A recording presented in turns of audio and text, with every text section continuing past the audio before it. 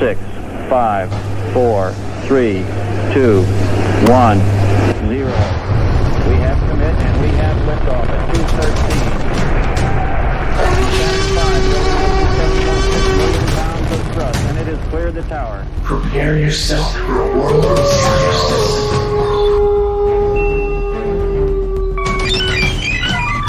This is consciousness. Good morning, everybody. Conley here with the Science Nights in the Morning. We have Dr. Sean Graham in the house with us all the way from Australia. Dr. Thomas Schiller, he's out digging up dinosaurs, I think. Is that right, Sean?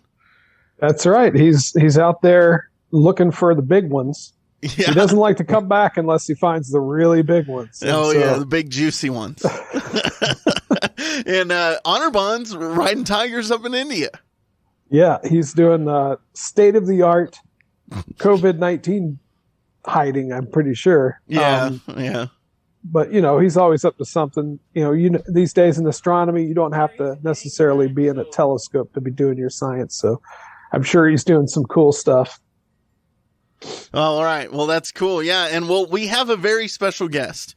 We have been really excited to have this guest on. Dr. Bryon Schroeder is here with us, and he has some very interesting information, very good findings. Now, Dr. Schroeder, how are you doing? I'm doing well. Thanks for having me. Awesome. Well, we're excited to talk about your research today. You recently published in the Journal of Archaeological Science some very interesting findings in the Spirit Eye Cave. It's reestablishing province of trafficked prehistoric human remains using a composite collection-based ancient DNA approach. Now, that's a lot of words for a layman like me. And a lot of 50-cent words. There's a lot. Yeah, that's true.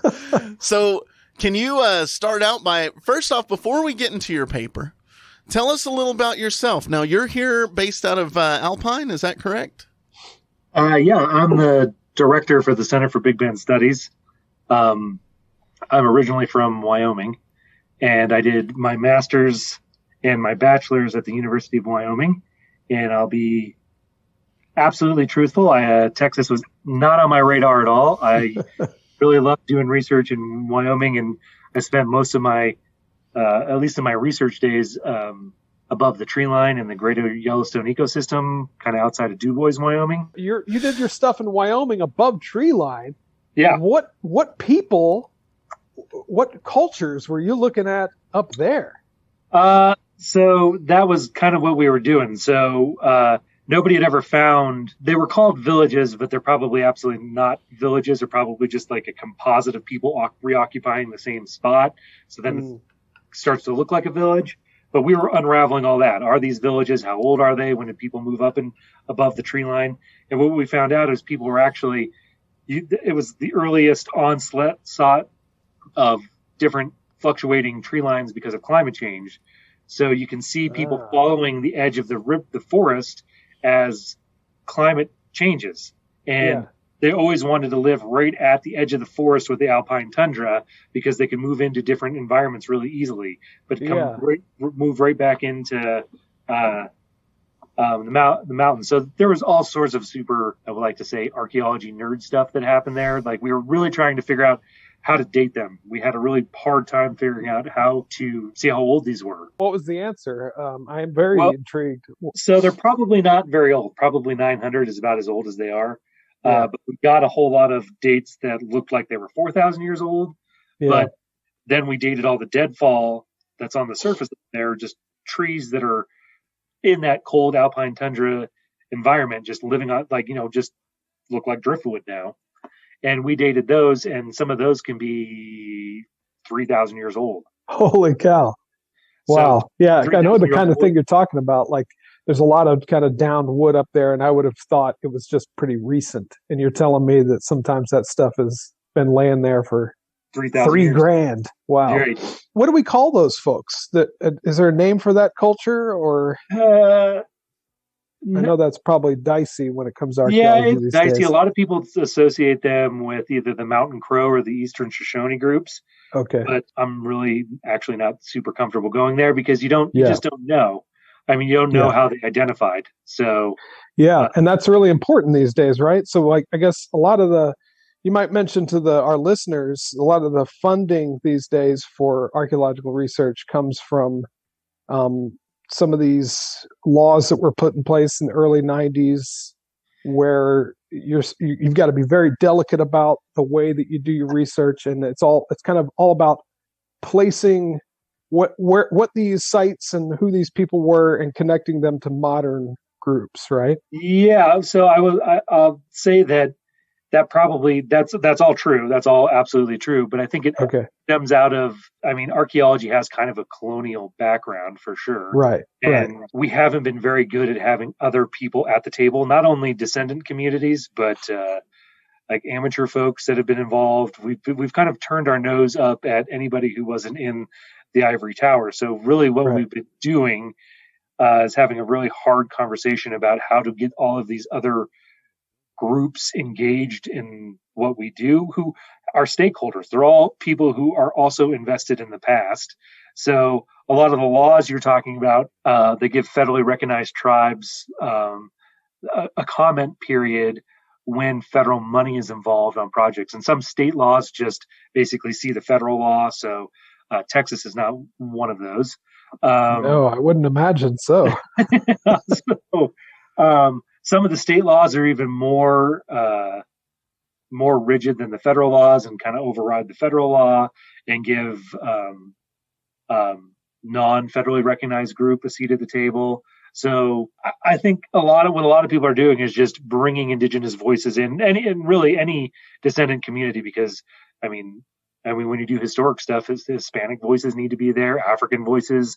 I mean, everybody who's been left out of the conversation, but is also kind of directly related to the conversation, has not really been in there. So, and man, what you just talked about with all the different voices you were just mentioning, can you think of a better place where that comes to play than West Texas? That's right. This is absolutely the epicenter, and that was the problem we had for doing research here. We knew we were working with working with indigenous remains, but also knew that the history of them wasn't associated with late period groups, so we didn't really know who to talk to. So we really had a really tough time about the geneticists I worked with. We really kind of fumbled around with this quite a bit. Well, maybe we should jump right in then, because we're kind of getting in the weeds here talking about laws and stuff. Maybe that's not what our listeners want to talk to, but I guess hopefully we gave them the impression that nowadays archaeology is kind of delicate. It's not Indiana Jones raiding a temple and taking stuff to put in a museum. It's a lot different. In fact, I love that you mentioned the ivory tower thing, because it's definitely shifted away from academia even. Yeah. Where the main people doing the work are no longer even professors. Right. Or associated with universities. That's not where a lot of the funding goes. It's private sector. It's private consulting firms and so our knowledge of the past is getting shifted away from some professor and his students or her students going out and testing some hypothesis to we're going to dig up this area before they put in the highway. Right. And it's kind of neat because it's turned all of your sites into random sites. Right. How did that come into play at all about how you ended up with Spirit Eye Cave? No, they didn't. I guess in a way they kind of did, because when I worked in Wyoming and I did a year in California where the laws were way different, I'd worked really kind of with those laws for a long time. So if you're going to go do archaeology anywhere where you have to get what's called an Archaeological Resource Protection Act permit, you have to have a research design. You have to know exactly why you're going to dig those holes. It's subject to review by the federal agency. And usually by the time you do what you want to do, you don't get to really do what you want to do. Sounds like fun. Sounds like you have to be a lawyer as well as a scientist. Yeah. Right. So you really do. Yeah. And that's kind of the thing you're thrown into after you've gone to school by the way, all these way you do archaeology is through these federal laws, and you need to know them. Like, oh, okay, well, that's news. And some people train in that stuff, but some people don't. But so having worked with those laws for so long, one of the appeals of this place was that those laws aren't as strict here. And so it's kind of a double-edged sword. You can be, I mean, you're your own, you're kind of policing yourself. Yeah, and you kind of went through, it sounds like you've been all over the place in all the worlds. So you started in academia, you go into private sector for a while. Now you've kind of landed back in academia, I guess, right. Ish. And then you're free to kind of pick your projects. So right. that's how the Spirit Eye Cave thing came about. So we were working on a ranch, and the landowner had mentioned that they have a big cave. And one of the things that really, really attracted me to this is that archaeology changed from mostly a descriptive, like antiquarian discipline, where you kind of have like a cabinet of curios and like, look at all these neat things that I found. And it kind of changed from that into a discipline of science from a guy named Walter Taylor. And what's interesting is he literally came to the Big Bend to do that. He came, and if you take any anthropology or archaeology class, they will talk about Walter Taylor. He was that fundamental of a character. It doesn't matter where you are in the world, they'll talk about him because he changed archaeology from descriptive to a science. And he came here. Victor Smith said, nope, I'm already digging caves. He wanted to dig in Sunny Glen. And Victor Smith said, nope. So wanted to dig in Sunny Glen, and the local authorities said, hell no, I got my shotgun, stay off. And then and then everything was quiet. So yeah, Victor Smith was the archaeologist for Saul Ross, and he said, no, you can't. I'm digging them. You don't need to dig them. He said, you know what? But if you go down the road to San Antonio, you'll probably find somebody there you can link up with. So he went down the road to San Antonio. I think he linked up with somebody at the Whitty. They asked him how much money he had and how he was going to go about digging sites, and he said he had $50. And they said, well, yeah. What you want to do is you want to go down to Mexico. $50 isn't going to get you anywhere. But if you take my teenage son with you, that's another $50, and $100 you can really do some stuff down there. So he had $100 to lead a 2-week expedition in Mexico. Tell me, did he discover Pakime? He did not discover Pakime. Oh, okay. He dug, and the site really isn't. He dug a big cave called Fat Burrow Cave. Nobody's ever really gone back to the sites, and it wasn't even necessarily the sites that were so important. It was what he thought you could do with the stuff he pulled out of him. He said, rather than describing this stuff, I think what we're actually looking at is human behavior. And why don't we concentrate on understanding how human behavior changes over time? Rather than just describing all the stuff we got out of it, that's where he kind of changed things. And he got people focused on behavior. And he didn't really... How long ago are we talking here? He dug in 1938. Okay. And then World War II happened, and obviously there was a pause. So his dissertation... Right. He went and joined the U.S. military, and then he went and fought, and he came back, and then the Russians were hunting him, and then he got caught with a big spaceship. Right. Everybody's seen that movie. Okay. Right. Yeah, you got it. Okay.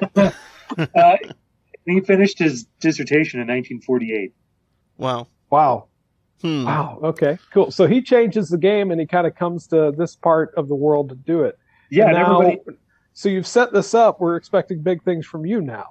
So that's what I mean. I didn't think I'd have that impact, but I thought, man, those caves must be so cool that you can do this. Yeah. That's when this landowner said, I have this big cave. I was like, where? Let's see it. Let's go take a look. And other people at the center had been there before, and they thought it was really trashed, and that they weren't going to be able to do, any kind of formal science with it. And I thought, well, it's so big. It's such a big cave. I mean, there's got to be something left. And so I was kind of naive in the situation and really wanted there to be.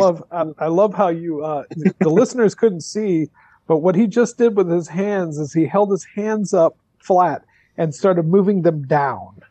And that's what an archaeologist does whenever he starts salivating over a cave. He's picturing himself digging those layers and going digging down. The layers. Yeah. And so you're thinking, surely, okay, so why was it trash? Because that has a lot of relevance. How was it trash? That has huge relevance to your paper. Yeah. So there was a former landowner there that would allow access to the cave for a price. You could come dig it for $2 a day. Oh my God! When was this? probably late 1950s to the end of the 1960s, and then it changed hands. So late 1950s through the 1960s. And you pay to go in the cave and dig out your arrowhead and whatever you found. Whatever you found, you take. Wow. Whatever cranium. Yeah. Well, they didn't even keep. It gets even darker. Wow. So they would take it for $2 a day. So the one leading everything was a USDA cattle inspector, and he was down here just kind of traipsing across ranches inspecting cattle. He ended up telling a barber in Alpine about the cave, and he got them really interested, and they were the ones that ended up digging down there the longest. Nobody had ever talked with them. Well, the USDA cattle inspector is dead, but the other one's still alive, and I ended up talking with him about what he did down there, and he actually filled in a lot of this history. And so it's got a very, very long history of people digging it for just the stuff in it, just take the artifacts. Wow. And actually the earliest account is probably, if folks know about Pueblo Bonito, it's the Chaco Canyon in New Mexico. It's the huge Puebloan site. The guy who dug that for the Smithsonian was writing letters to ranchers out in the Big Bend region looking for a cave to dig. Mm-hmm. And he ended up talking to a guy who said there's a really big cave just off of Ruidoso, just outside of Ruidoso. There's a guy digging that cave who says he's looking for Spanish gold, but it's all he's finding is all this textile stuff. So that's probably the earliest mention of this cave, and it was in 1928. Wow. Okay, Interesting. So people have been in and out of that cave, rooting around, pot hunting since the 20s, and you were able to get in there and do science. Well, you actually circumvented that. You used a DNA approach, right? Collecting DNA. You did a different style of digging, I guess, in this instance. Is that correct? So I went there and I dug, and what I found out is there's nothing left. Well, okay. After the break, let's go ahead and get into what you found. How's that? That sounds fun. Yeah. Okay, cool. Hey, welcome back, everybody. Science Nights in the Morning. It's Sean Graham here. We're here with Bryon Schroeder, who is telling us about his archaeological adventures in the Big Bend. This place called Spirit Eye Cave, a huge cave down in the Big Bend, out towards the Abe Lincoln profile. Is that right? People around here will know kind of behind it. Yeah.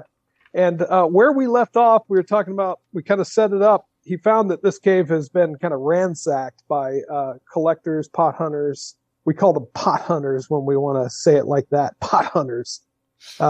They've been in there since the 20s, ransacking the place. He thought maybe there's some corner of the cave where he could actually get some information. And he goes in, does some digging, and there's nothing left. Pretty trashed. It's almost like I could make a really Kmart metaphor here and say if you were to find an old dead bone out in the desert, there's very little live bone left in that bone. There's hardly any collagen. There's hardly any DNA left. But if you really know how to look for it, maybe you could still get something out of it. So I'll leave you with that obvious setup to what you did next. I thought what I would reconstruct the history, and I thought maybe what I would do is more of an anthropological thing rather than an archaeological thing, and just try to figure out what the collectors' motives were. Like, why did they go to the site? Like, what I thought, maybe what comes out of it is an interesting history of the destruction. And when I did that, what I found out is that a lot of these people had removed human remains, and these human remains weren't bone; they were fully fleshed humans. So mummies. They're Whoa. naturally desiccated. Yeah, they've been preserved in this. They're fully fleshed. There's four of them. And that's what you sampled? That's what I found. Yeah. Wow. Oh my God. I didn't. Wow, yeah. So this takes a pretty dark turn.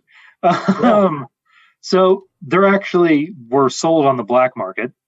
For one of them got trafficked to California, and got sold out of the back of a shotgun magazine, and got sold to a guy in California in Palm Springs, and for $4,500, and he raised and taxidermied exotic species.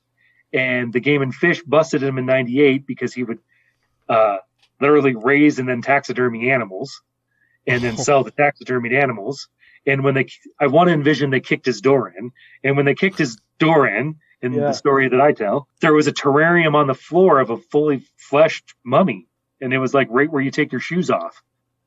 And wait, what? A terrarium on the floor? It was a terrarium with the human in it, yeah. Oh, so like a glass case.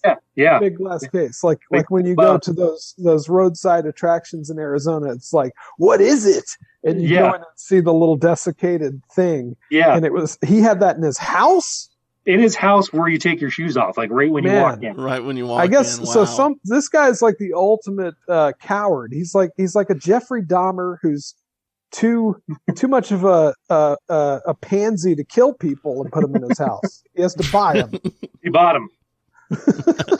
This is terrible that we're joking about this. This is horrifying. It's insane. And I want to go on the record here. I'm joking about this. You're not. It was insane. And so they called the coroner immediately because they said, not only is this weird that he's attacking these animals. Call the Texas Rangers and chips. Well, they were in there. So they're in Palm Springs, California.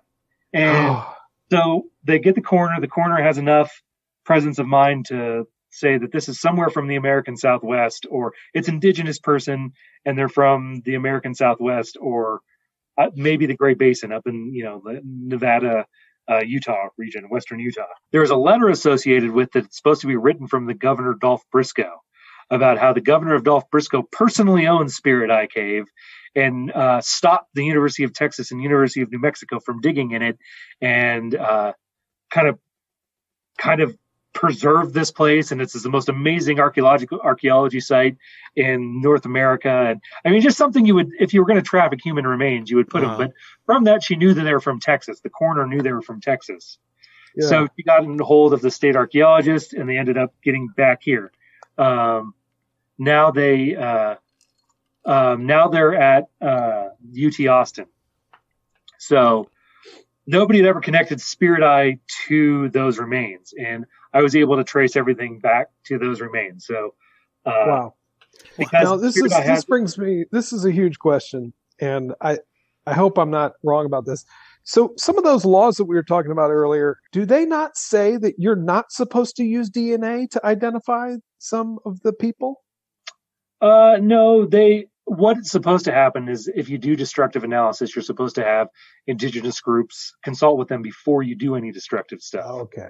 In this case, because of the trafficked nature of it, we thought what we would do was do the DNA and figure out who to consult with, because the second set of remains that I tracked down, I tracked down all of the remains. There's 4 of them, and 2 people won't talk with me. They're still in private. They're owned by people. Yeah. Oh, wow. And they won't work with me. I know where they are, but they won't work with me. Okay, so here's another law that we need to find out about. Is it legal to have a corpse in your house? Yep. It is? Yeah. Wow. Because it's like people have a funeral urn with the ashes, and that's legal. So usually everywhere else, it's like you can't own a body, but you can own cremains. But here in Texas, you can own a body. Wow. Of course you can. Of course you can in Texas. Of course you can. Wow. So that's what I thought. That was the first avenue I tried. Like, well, obviously you can't legally own a body. That's incredible. And then when I called everybody I needed to call, they were like, yeah, there's no law. I'm like, wow. Okay. Could we make one? Hell no. Right. We don't need no laws. Okay. Wow. So, wow. Because the reason why I asked that is I noticed that about your study. You did use DNA to try to kind of tie these remains to modern groups. And I thought I read somewhere that, because maybe it's the destructive part that you're mentioning. So if you don't have a point of contact where you can talk to, it's like you don't know who the group is if you don't use DNA. Right. So you don't know who to talk to. Therefore, you can't do it, which doesn't make any sense, because the only way you can find out what group to talk to is to take some DNA. It's a crazy circular thing.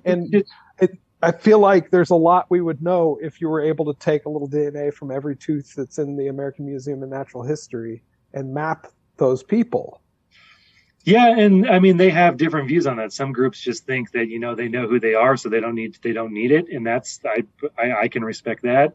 And some people think that it's just kind of another extension of like the colonial legacy of archaeology, and there's all sorts of conversations here. But what we really wanted to do, there was this traffic set of remains, but then there's another set of remains that's still in private care. So there's 4 total from Spirit Eye. I've tracked them all down, and there's 1 adult left. And that adult I tracked down to a house. I won't tell people what city it's in, but I tracked it down. And, you should. And I was able to talk with them and sample it. And when I talked with them, I mean, there's no way to do NAGPRO with somebody who owns something legally. I mean, they bought access to the cave.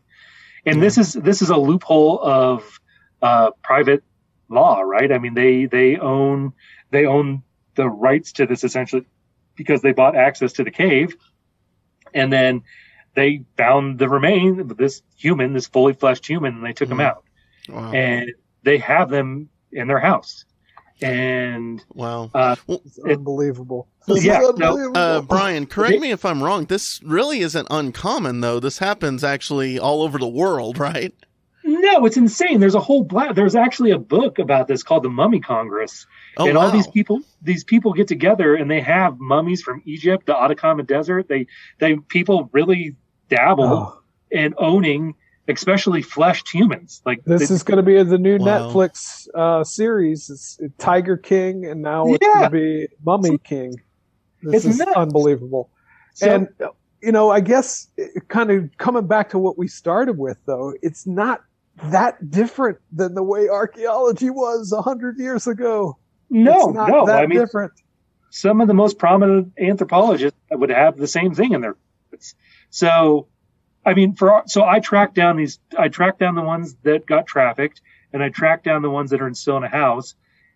The person that they're still in the house didn't believe that they were indigenous. The remains at Taro had already gone through NAGPRA. There was no claimants, so we were okay to sample there. And these ones, I thought, well, we'll do a DNA to prove that to this person that they're indigenous, because they're obviously indigenous, and we'll date them. And I wanted to also verify that they're roughly the same age, because I didn't know any of that, because I had traced these things down through word of mouth and a little bit of letters. And so I thought this will be a great way to prove that they're at least the same age. But what ended up happening after I sampled them is that I found out that they're related. They share a matriline. Could be, without getting too in the weeds on radiocarbon dating.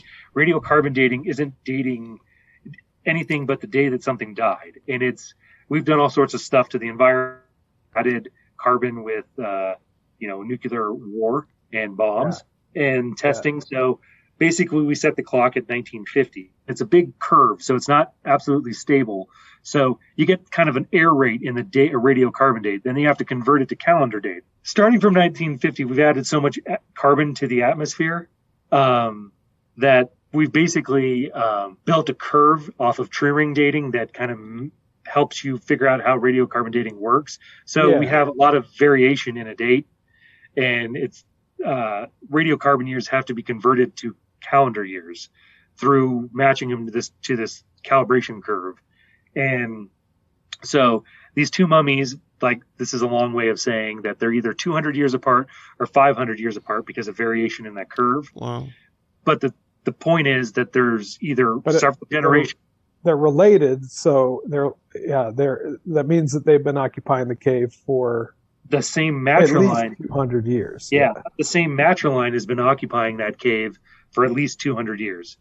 Yeah. At least 50 years or as long as 200 years. Yeah. So and were all the mummifications processes the same? Were they like all through rapid burial? Remember, I screwed up and I said mummy, but that doesn't mean that they were prepared. They were just dried out because they were in that cave. Right. So if you remove water, oxygen, or sunlight from an archaeology site, there's different ways to do it. Like Ötzi the Iceman in the Alps, there is no there's nothing that can get into that ice to eat the flesh. So that's why he was preserved. Same thing happens here. You remove sunlight and water, and you get this preservation, and that's why they're not fleshed because they were prepared. They're fleshed because the preservation conditions. And were they buried as well? Yeah, they're flexed. Yeah.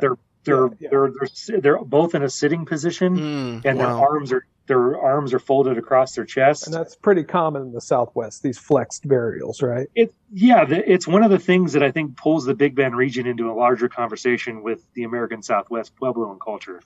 Is that these individuals are buried like that, and then the DNA proved that they're related. But more than that, it found that there is living groups of these indigenous. They don't have a name, but this indigenous group is still living in Alpine and Marfa. So what? There are living modern populations of the same indigenous group that really, they knew that they had some indigenous ancestry, but they didn't know that it was that long. And that it had been tied to that spot for so long. They've been here for 900 years. 900 That's so cool. years. People walking around at Porter's and wherever else. Wow. Speaking of the larger context of the Southwest, I mentioned this place, Paquime, that some of our listeners probably know about. They might have heard it referred to as the Casas Grandes site in Mexico, in northwestern Chihuahua. You found evidence that some of these folks are related to the folks who lived in Paquime. Could you describe how important that site is to the greater Western Texas region? So it's a giant trade center. It's kind of 900, maybe a little earlier that to 1200, and it's this multi-room pueblo. It's not stone, it's adobe, and it's hundreds of people live there. They seem to control shell trade from the Gulf. And pens with scarlet macaws. Yeah, they had showing trade relations to South Mexico. They were basically, Casas Grandes is a trade center, and things go north to Chaco Canyon. There's some Hohokama stuff coming out of Arizona. It's a big trade center, and there's a whole bunch of they control some really interesting pottery production. But it would have been a big kind of multicultural haven. Yeah, haven, village for many people. I always shy away from the word village, but it's not contemporary Puebloan like we think of, like people living in New Mexico now, but it's something approximating that. They probably had leadership. Anyways, they're huge. It's not how people are organizing in Texas, but people have always suspected a link from Texas to there. One of the first archaeologists here always thought that groups here were sending agave that way. Because they had kind of stripped their resources because of how big they were. And we have a lot of Paquime pottery here, but we haven't had a big link that way other than the pottery. And actually what's not in that paper is that after we did the DNA, the geneticist ran 3 more sets of remains from Paquime, and they're also part of this matriline. So there are 3 people that are not in that paper who, after the fact, and we're working on this, right now, they're directly related to people in Spirit Eye. So that matriline extends all the way to Paquime. Wow. That is amazing. Tell me, I'm having a hard time with the dates. Are they contemporary, the people from your cave in Paquime? Or is there, so it's 900 AD is the cave, and 900 AD is approximately when Paquime is kind of starting up? These folks would have been kind of the middle to end of Paquime, but they would have been totally coeval with occupations at Paquime. That's so cool. Wow. There's Paquime pottery in Spirit Eye too. So that's incredible. Interesting. So they are. I love the idea of them bringing, maybe being the Sotoleros or the Mescaleros bringing in, because in Paquime they had these giant pits for sotol or mezcal or whatever. That they're roasting. And it makes sense. It would have been the local area would have been completely stripped of those plants within a couple of generations. Right. And then you'd need people going out to the hinterlands to collect, to get loaded. Right. Yeah. Wow. Well, we have That's another so break cool. coming up. We have about 10 minutes left in this segment. And, man, so you went out, you tracked down some bodies. This really is like a show. This is like something you'd watch on TV. CSI Alpine. It's just absolutely amazing. Now, there's people that are have ancestry to the bodies that you found in Spirit Eye Cave that are just walking around buying a loaf of bread at Porter's. Yep. And where we go from here, we'll find out right after the break.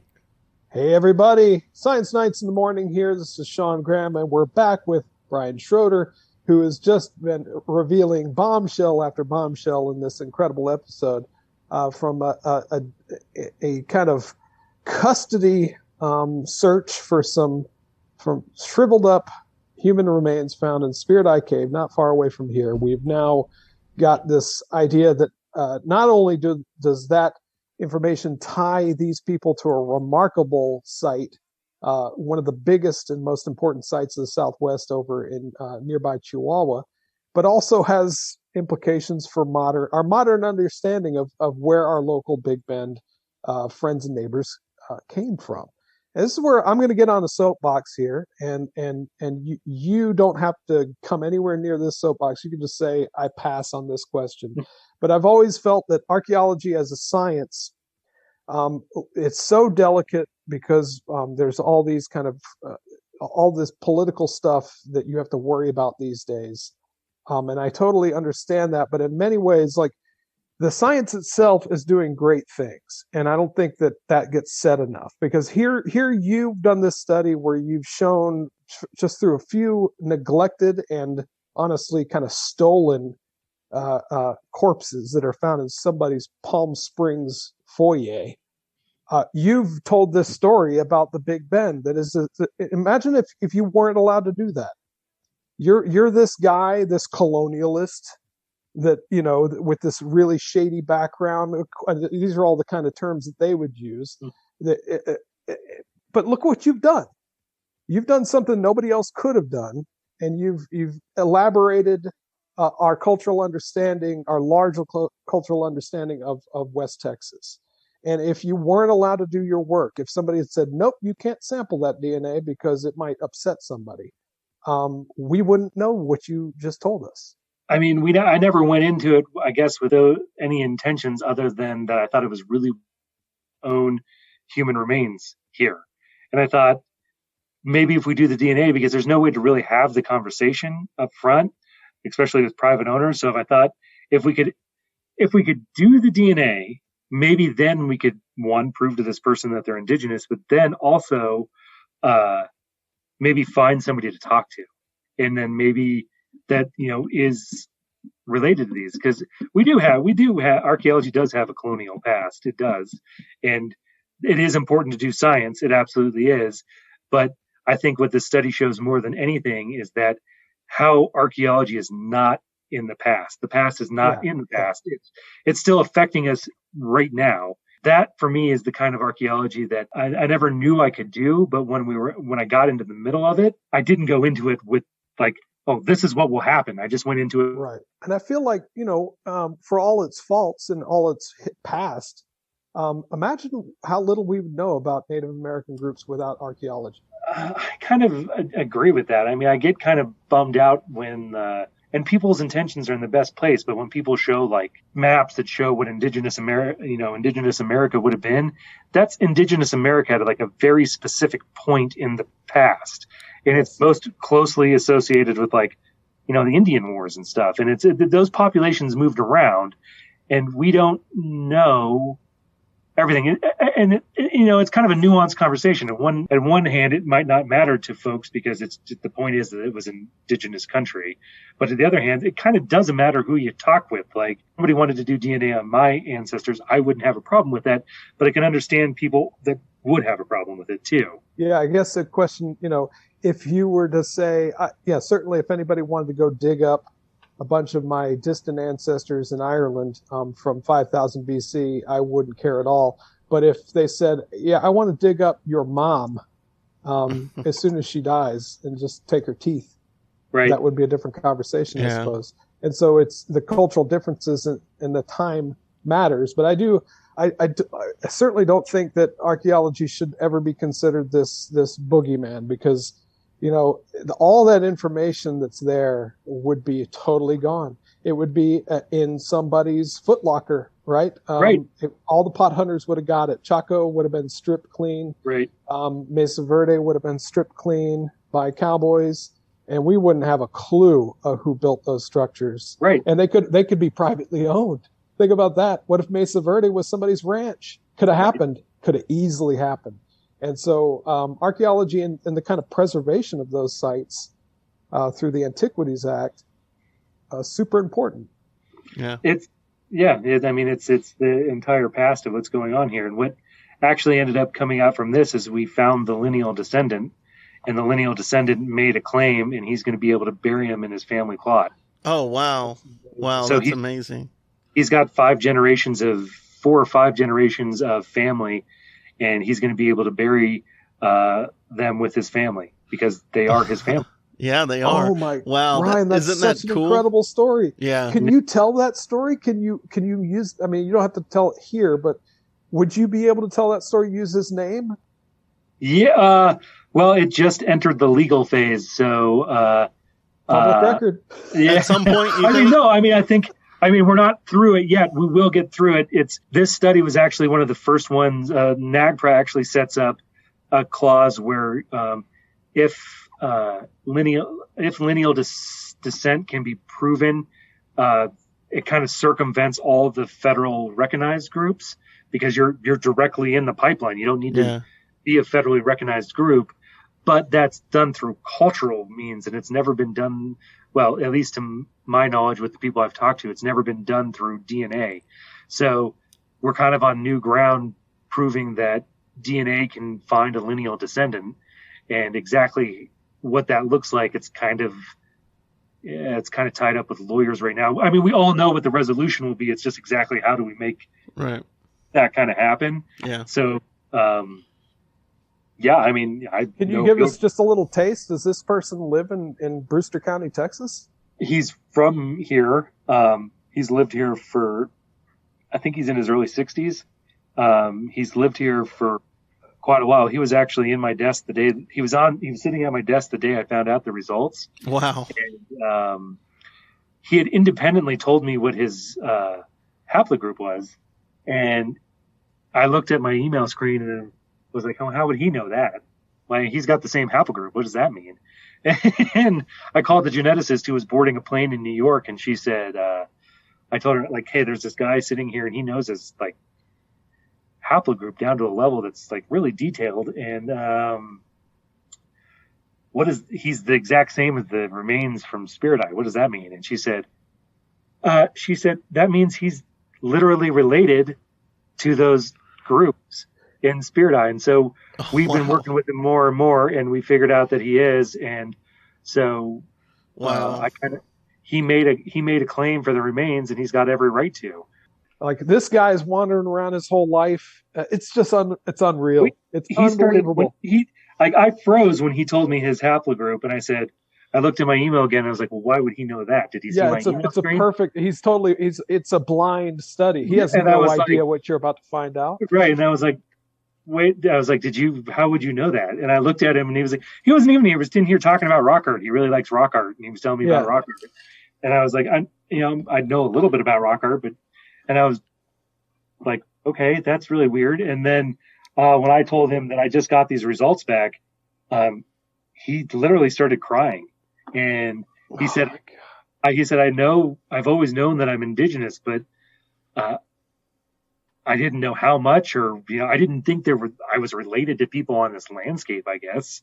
Yeah. And I mean, some of it is just the history of this state and kind of us occupying it. And, the native folks just kind of got erased, and there's a really vibrant indigenous history here that this guy's a part of. And, I agree with you. Without doing DNA, we wouldn't have known that at all. They would have went to the Apache immediately. And I knew they weren't Apache. And it was really important for me to try to figure this out. So I asked him when he made the claim, like, what are you going to make the claim as? And he said he said, look, I don't know what we were. I have no idea what I am, but I know I'm indigenous, and that's all that matters. And I was like, you couldn't have given a better answer. That's the answer. Yeah, he's got every right to make the claim, and I think it's by far, given the history of this cave, the best resolution that could have possibly happened. Yeah. Wow, that's amazing. So I have to ask with that. So it's not like you just uploaded the DNA to 23andMe. There was like an actual big a process. Did you have to go out and just ask people to swab up, or was there data already there that you could analyze? There's some data already. There's been a whole bunch of people doing stuff down in Mexico. So there's a bunch of populations in Mexico that they're related to. But no, this was independent. I mean, he was literally sitting here when I got the result, and it was absolutely serendipitous. And he knew his haplotype because what? He'd done some sort of Ancestry.com. He went further down the road. I mean, he had done that, but then he went even more into it, and he's a super smart guy, and he really chased his he really got down the road on figuring out his own haplogroup, and let's figure out how to get these remains to you. So cool. Incredible. Yeah. Well done, is a sir. fantastic Well done. story. And you're continuing your research, correct? Yeah, there's a whole bunch more. I mean, there's a whole bunch of other stuff from the cave. The cave also has the oldest it's got the oldest corn in Texas in it, and other areas that will be able to take it. It's also got it's one of 12 caves that preserve sloth dung. So wow, interesting. I put a paper out with Jim Mead. It has 18,000 years of sloth occupation before humans ever get in it. Wow, that's unbelievable. Very neat. So yeah, there's still more to do there. Well, that's great. So they can Google your name, Bryon Schroeder, and find some of your research. And yeah, or check out the Center for BigBendStudies.org. All our work's on there. That's cbbs.solross.edu. cbbs.solross.edu. Or just Google Center of Big Bend Studies and you'll find it. Great. Excellent. Well, thank you, Bryon. I really appreciate you being on with us. That's such an amazing story. I really hope that you can come back and be in the studio with us sometime and talk about more of your research, because that was a very interesting story. And we're looking forward to watching you unravel the mystery even further. Me too. Thanks for having me. Well, I appreciate it. Yeah, and thank you, Sean, for being steadfast as always. It's the Science Nights in the morning, and we'll see you next week. Thanks for listening to this episode of Science Nights in the Morning. Be sure and follow us on Patreon for exclusive gear and uncut episodes. Check out the latest science articles on our Facebook page and subscribe to us on YouTube and your favorite podcast listening app. You can also listen every Saturday at 10 a.m. Central Standard Time at BigBenRadio.com. And if you got a question, we'll join the discussion. Hit the hotline at 432-217-1983 and record your message. We couldn't do this without you, and thank you so much for listening each and every week. That's Science Nights in the Morning with a K, and we'll see you next time.